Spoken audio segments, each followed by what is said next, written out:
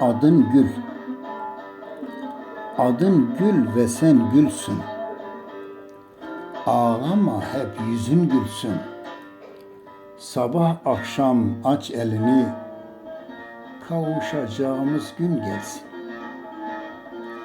Seni gördüm rüyamda, bir kuşsun ağaçta dalda.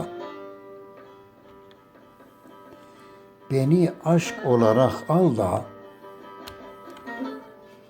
düşmanlar gebersin gitsin. Yangınsın sen yüreğimde, tesbihimsin hep dilimde.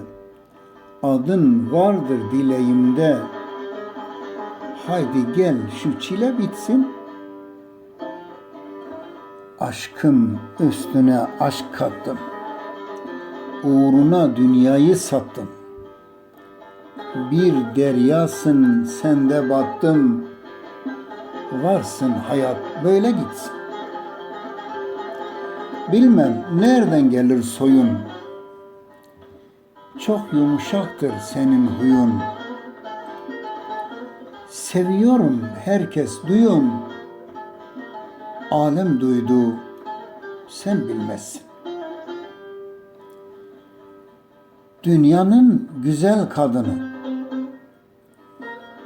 kimse duymasın adını.